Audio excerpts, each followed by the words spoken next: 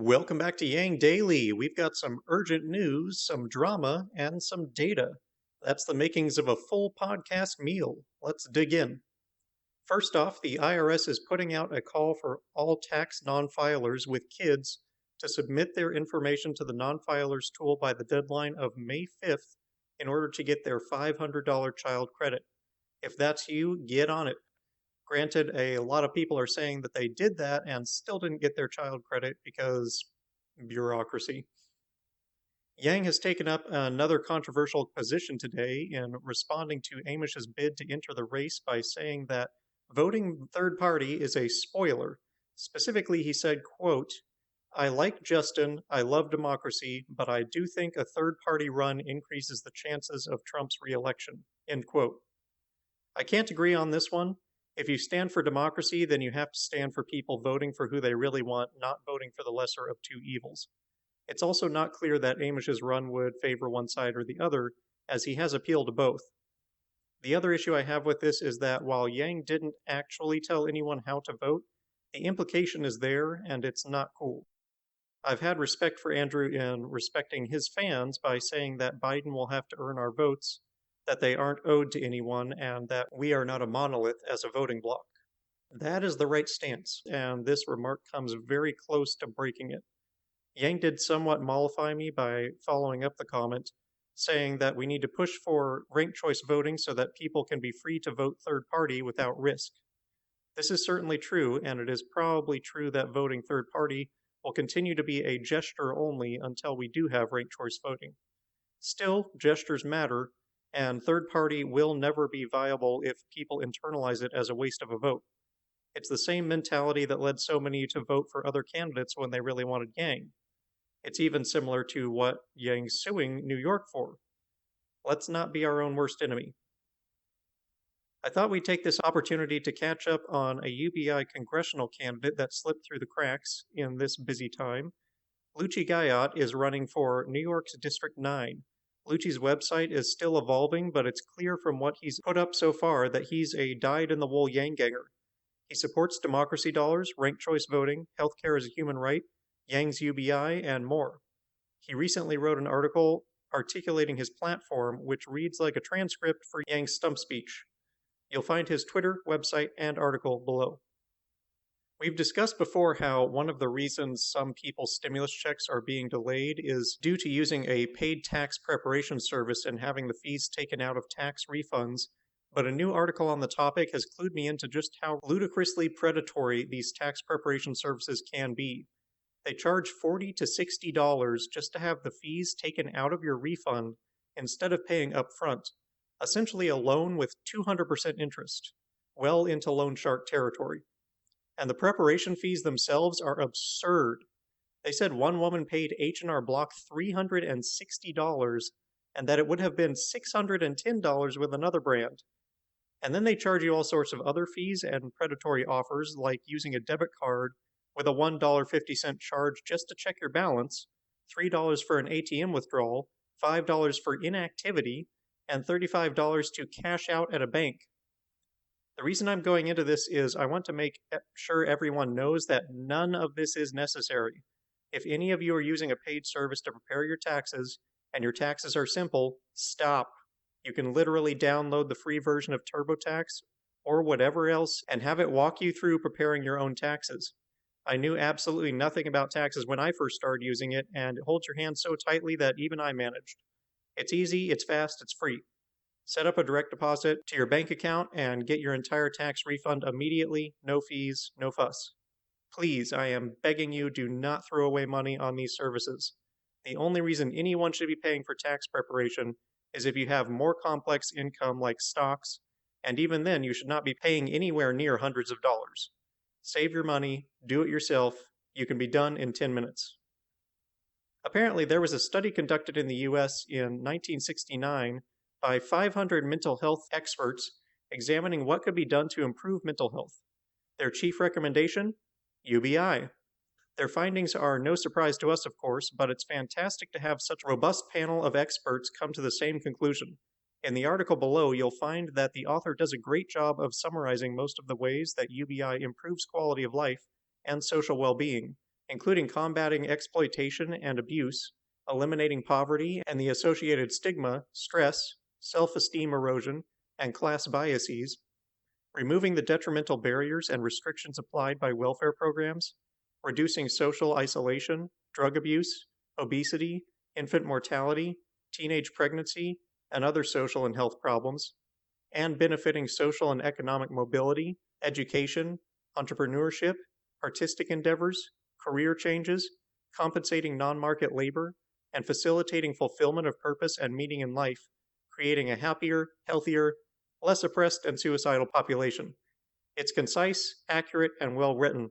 Highly recommend bookmarking this one and sharing it widely. Mashable released another article in their UBI series, this one focusing on the Magnolia Mothers Trust trial, where 100 African American single mothers have been receiving $1,000 a month. It covers the gist of the results so far, but also digs into the ideology behind the disgust for the idea of giving money to the poor and where that ideology came from. Here's the highlights. Quotes. The underlying idea is that you're poor because you don't understand money, but you're poor because you don't have money. It's not about decision making. That is one of the most dangerous American myths we tell about the poor. Baradaran says that during the Great Depression, Franklin D. Roosevelt dealt with poverty as a structural problem to be addressed with policy reform. Politicians typically aimed their ire at banks and corporations instead of shaming the poor. That attitude toward income inequality shifted in the wake of the civil rights and feminist movements.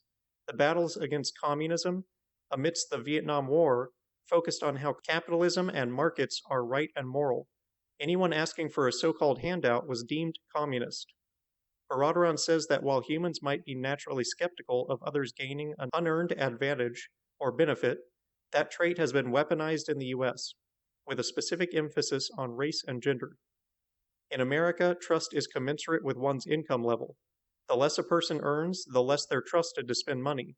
But the results from the Seed and Magnolia Mothers Trust projects demonstrate that when people receive a basic income, they use it for basic needs. So, what happened with the trial? Many of the women worked in low-wage positions in education, healthcare, retail, and food industry, but they were finally able to work toward long-term professional goals, like getting a specific certification or degree. In the pilot's first year, participants' most common expenses were transportation, bills, education, credit improvement, and buying a home. Halfway through the pilot, none of the women had used an emergency lender. End quotes. It's sad how our war on communism has ended up a war on capitalism and ourselves. The rhetoric developed to stir up hate for communism is now propping up wage slavery, which is the fundamental perversion of our capitalist economy that keeps us from attaining the ideal free market. It's plain to see that, though now old, the insidious ideology holds very strongly even now. It's a myth, and we must dispel it if we're ever to make progress. Another article from The Hill examined the history of conservative support for UBI and the reasons it appeals to them. It covers Nixon, Milton Friedman, how it eliminates poverty while strengthening rather than interfering with the free market, reducing government bureaucracy and saving on poverty costs, the efficiency and freedom of it, and so on. The only things I would add are Alaska and Greg Mankiw. Still, it's a great article to share and bookmark. You remember that German petition that we covered a couple weeks ago? Well, it blew up. Germany has an informal petition for a 6-month UBI that received 460,000 signatures in 4 weeks, and a formal petition to Parliament with 176,000 signatures, which ran roughshod over the 50,000 requirement to guarantee the issue be discussed in a public meeting of the Petitions Committee and in Parliament.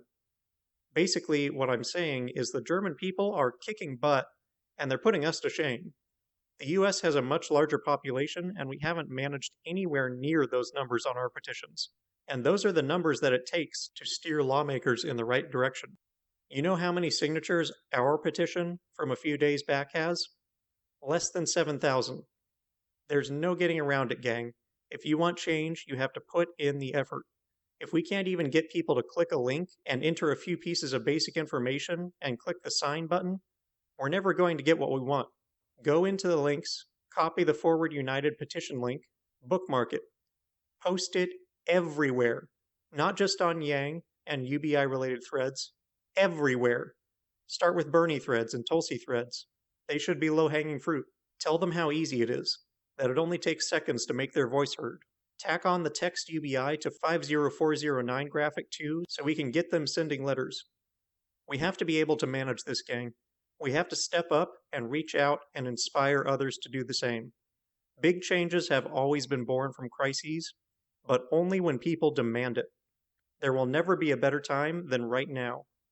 And that'll do it for today's Yang Daily. File for your dependent child benefit. Check out Lucci and consider supporting him. Bookmark the mental health and conservatives article. Spread our petition to the four corners of the globe. Bury Trump in demands for UBI. Subscribe to the Yang Speaks podcast. Visit bailoutthepeople.com to take action. Call the congressional switchboard to send the most effective message you can to your representatives. Ship a letter to both Congress and the Ways and Means Committee.